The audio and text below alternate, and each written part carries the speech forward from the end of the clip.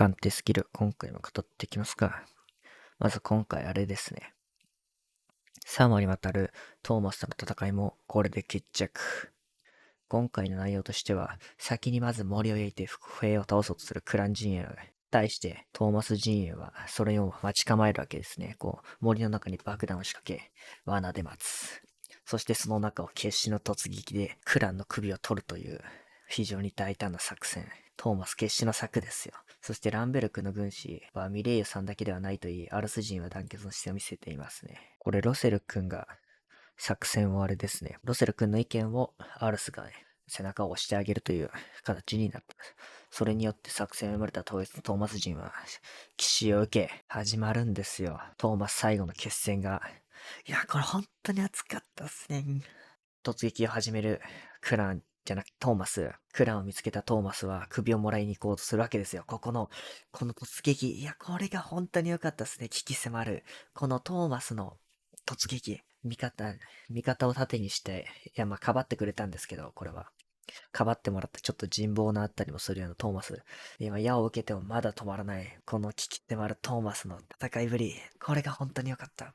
もう心が熱くなった。これこそね、この戦記物のまさに見たい場所。今回、ここ3話くらいかな、の主人公もまさしくトーマスであった。間違いないと思います。実はこの後、アルスの結婚式の回とかもあるんですけど、僕、この動画で一切語らないです。これ理由は、これトーマスがメインなんで、もう他はどうでもいいおまけなんですよ。3期のための席、本当にどうでもいいことで。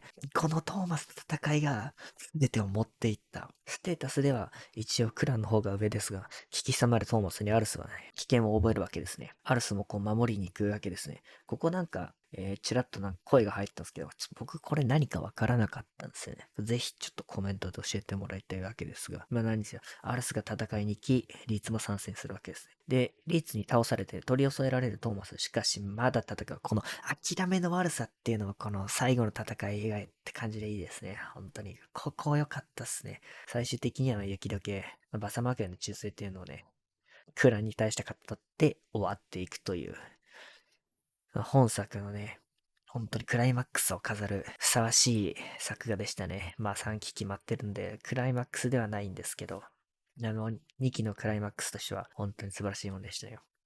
一つ言うとすれば、トーマスの策が、もうちょっと決まった形で、トーマスが敗北するような形。これでもストーリーを崩壊しないし、むしろこっちの方が熱くなるんじゃないか。ここ3話、10話と11話と12話ずっとトーマスを見せてるわけじゃないですか。手段を選ばない、このやり方っていうのを。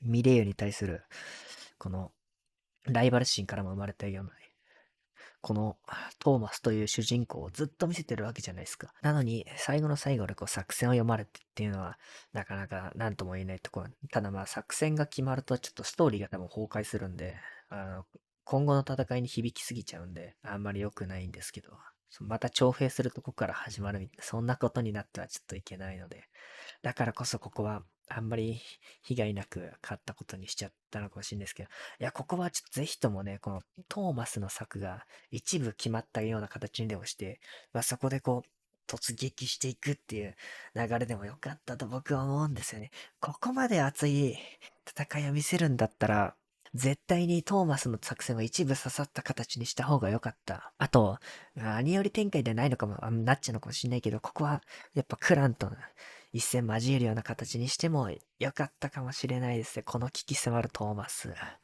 もうちょっと見たかったな。よかった。でも、それでもよかった。このバサマークへのこの忠誠を最後まで捨てないというところも良かったですね。多分3期ではトーマスは出てこれないだろうけど、それでも俺は、こいつのことを忘れない。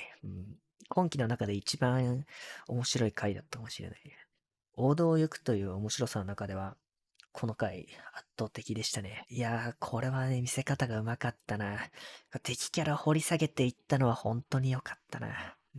いや、鑑定スキル侮れないっすね、全然。よくわかんないナローアニメだと思ってたけど、いや、化けましたね。これはとんでも、これ超えられないでしょ、3期。3期これ以上面白い回なんてもうないと思う。俺はここがピークになると思うな。